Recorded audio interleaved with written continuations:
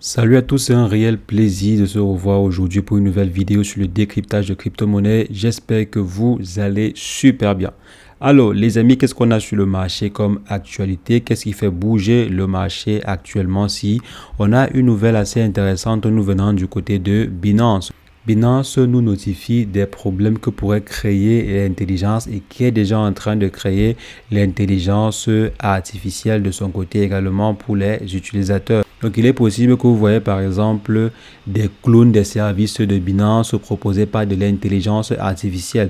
Par exemple, un faux service client qui vous contacte de la part de Binance ou bien même un autre service qui vous contacte de la part de Binance et qui répond même comme Binance en utilisant simplement l'intelligence artificielle, qu'il y a en fait un ensemble d'outils créés par l'intelligence artificielle, créés avec l'intelligence artificielle qui risque de tourmenter en fait la sphère des crypto-monnaies et ces derniers appellent à la vigilance. Donc soyez vigilants, que ce soit quand vous recevez des mails, soyez vraiment très vigilants, configurez le maximum de points de sécurité possible sur vos comptes. Si jamais vous avez un compte Binance, configurez tous les différents systèmes de sécurité possibles pour pouvoir éviter d'être arnaqué ou bien pour éviter de tomber dans les mailles du filet.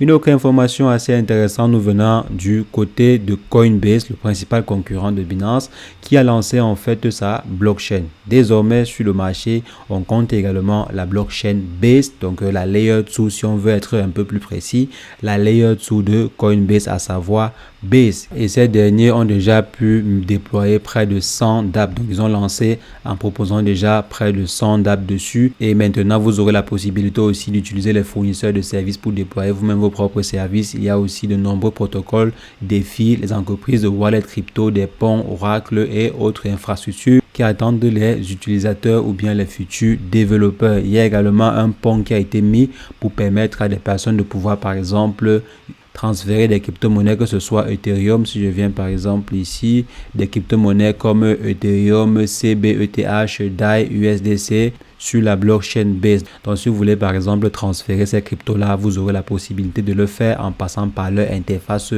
graphique qu'ils ont mis à disposition. Donc les amis, comme j'ai dit, on peut maintenant compter. Et la question que sûrement vous allez vous demander, c'est, vu que c'est pas la première layer 2, il y a plusieurs layer 2 sur le marché, layer 2, qu'est-ce qui fait réellement la différence? Vu aussi que la blockchain Ethereum commence déjà à se diversifier. Elle propose tous les services que la blockchain Base propose déjà. Donc quelle est l'innovation derrière? Ces derniers ont simplement dit que l'innovation principale ici, c'est les frais de transaction qui sont proches de zéro, donc presque proches de zéro. Ça nous fait penser par exemple à la blockchain de Binance ou bien à d'autres layer 2. Mais vu que cela est lancé par Coinbase, ça ne peut pas manquer d'attirer de nouveaux investisseurs parce que Coinbase déjà a une base d'utilisateurs. Donc Coinbase a une certaine notoriété. Je pense que ceux qui sont fans de Coinbase et qui sont développeurs pourront dès à présent se pencher sur la blockchain Base pour développer des applications, bien déployer leurs propres applications ou bien services. On a également vu des baleines. On a vu des baleines qui ont transféré pour près de 100 ETH sur la blockchain Base depuis le 31 juin dernier. Donc lorsque la blockchain n'était même pas encore disponible au public, donc près de 22 baleines qui ont transféré pour approximativement 100 ETH vers Base. Vous savez, le fait que les frais de transaction soient bas, ça encourage des personnes à développer des mêmes coins. Ça encourage, c'est un peu comme sur la BSC. Donc il y aura par exemple des personnes qui vont utiliser la blockchain en question pour développer des mêmes coins ou bien des shitcoins. Et là, ces investisseurs s'y sont prêts. Ce que certaines personnes ont remarqué, c'est que ces investisseurs-ci ont l'habitude d'investir sur des mêmes coins. Donc ces derniers ont transféré leur crypto-monnaie sur leur ETH en fait sur Base, peut-être dans l'optique de pouvoir soit créer eux-mêmes leur propre même coin ou bien investir sur les mêmes coins qui seront déployés sur la blockchain Base. Donc là, c'est l'analyse que fait certains investisseurs parce que comme je dis ici, on a remarqué que ces investisseurs-ci, ces 22 personnes qui ont transféré pour approximativement 100 ETH-ci ont l'habitude d'investir investit sur ces mêmes coins ici, donc Vlad, Toshi, Pepe et Harry Potter, blablabla. Et on a également remarqué que ces personnes-là aiment des layer 2. On voit qu'ils ont également des cryptos sur Arbitrum, Optimis, Zik, etc., etc.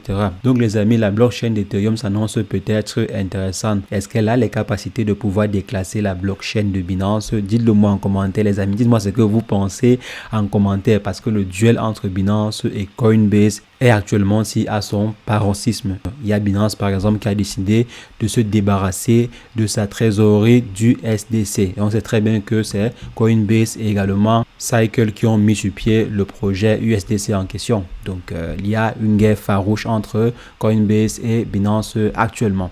Et maintenant les amis, une actu qui nous vient de l'Inde. Ces derniers ont décidé d'intégrer l'IA à leur portail de paiement. Donc maintenant, les différents utilisateurs auront la possibilité de pouvoir converser avec leur portail de paiement, donc l'interface de paiement unifié. Donc ils appellent cela comme ceci UPI. Donc maintenant le gouvernement a décidé d'intégrer l'IA dessus et les différents utilisateurs auront la possibilité par exemple de démarrer une conversation pour émettre un paiement. Je prends par exemple un cas, une personne souhaite payer une taxe gouvernementale et lance l'application et ensuite démarre une conversation. Je souhaite payer par exemple telle taxe, combien ça coûte, et l'IA répond en donnant exactement le montant de la taxe en question en fonction bien sûr des différentes informations qui seront recueillies. Et il souhaite également donner la possibilité aux différents utilisateurs d'utiliser des jetons cryptographiques pour signer des documents. Donc d'ici peu, peut-être en Inde, il sera possible de signer des documents de façon numérique avec des jetons. Donc des jetons cryptographiques. C'est une très très bonne nouvelle. Ça montre en fait que les gouvernements ont pris conscience de l'utilité des blockchains parce que là on parle en fait de l'intégration des blockchains aux solutions quotidiennes.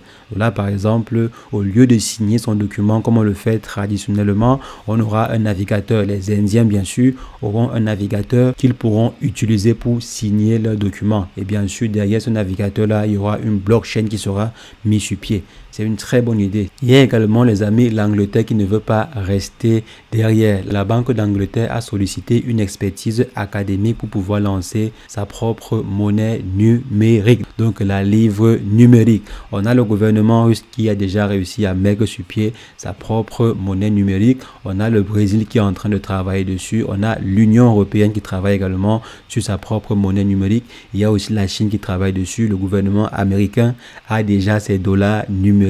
Donc il ne reste plus que des pays comme l'Angleterre et ils ont décidé de ne pas rester à la traîne et ces derniers ont déjà sollicité une expertise pour pouvoir concevoir leur propre crypto-monnaie numérique ou bien leur propre livre numérique. Et apparemment, on pourrait déjà avoir des phases d'expérimentation d'ici 1 voire 2 ans. Donc, les choses s'accélèrent, les amis. L'adoption massive des crypto-monnaies n'est plus un mythe, c'est une réalité. Tous les grands gouvernements sont en train d'intégrer les blockchains et les crypto-monnaies dans leur système de paiement. Donc, tous les grands gouvernements, même les petits gouvernements, bon, les moyens gouvernements comme le Nigeria sont également en train de le faire. Et maintenant, les amis, avez-vous déjà entendu parler des bots de trading? Un bot de trading a réussi à acheter 9 bitcoins à 18 000 $ et 170 ETH à simplement 33 867 $. Comment en fait les bots là fonctionnent? Il s'agit d'un bot d'arbitrage. Le bot va simplement aller sur les différentes blockchains ou bien sur les différentes plateformes d'échange de crypto-monnaies et évaluer les différences de prix. Si par exemple sur Binance le bitcoin coûte 1,50 $ et sur Coinbase le bitcoin coûte 1 $, il va par exemple acheter le bitcoin. Le bot en question va acheter le bitcoin sur Coinbase et aller revendre ça à 1 $, à 1,5 $ sur Binance. Donc voilà à peu près comment est-ce que ça fonctionne. Ou bien si par exemple un ETH vaut par exemple 1000 $ sur la blockchain Ethereum et peut-être sur la blockchain ou sur un protocole de la blockchain Phantom, l'ETH en question coûte 500 $. Le bot va simplement acheter sur le protocole en question et aller revendre cela sur la blockchain ETH, donc la blockchain Ethereum. Donc voilà comment ça fonctionne. Et ce bot là a détecté une opportunité lorsqu'il y avait une défaillance avec un protocole. Et le bot a simplement acheté pendant ce moment là et ensuite est allé revendre sur le marché normal. Donc le bot a généré près de 520 000 $ de différence. C'est énorme les amis. C'est énorme. ici. Mais il faut savoir que les bots aussi peuvent faire souvent des erreurs. Donc il y a par exemple un internaute qui a détourné un bot, qui a en fait vendu un NFT à un bot à 800 ETH. Et pourtant l'NFT en question ne valait même pas 1 ETH. Donc il a gonflé artificiellement les prix de l'NFT en question et le bot a détecté une opportunité et a acheté l'NFT. Donc les amis, voilà en fait les opportunités avec les bots de trading. Et je suppose que la personne qui est derrière ce bot était simplement en train de dormir et le bot a travaillé pour lui. Donc investir sur les bots de trading, ça peut être quelquefois rentable. Et les amis, on va boucler avec le Nigeria. Donc on va aller du côté du Nigeria qui suspend les activités de Binance. Donc le gouvernement nigérian a interdit les différents citoyens d'utiliser la plateforme Binance pour effectuer des transactions ou bien pour quoi que ce soit, et précise que la plateforme Binance n'a pas l'agrément pour exercer sur le territoire nigérian. Donc c'est la raison pour laquelle ces derniers demandent à Binance de cesser ses activités et demandent aussi à la population de ne plus utiliser ces services. Donc si jamais vous avez un ami nigérian ou bien si vous avez un compte au Nigeria, alors si vous passez par Binance, c'est que vous êtes dans l'illégalité. Donc les amis, c'est ce que je voulais rapidement partager avec vous. Donc on va se revoir très prochainement pour une nouvelle vidéo sur l'actualité crypto. Mais entre-temps, portez-vous bien. Ciao, ciao.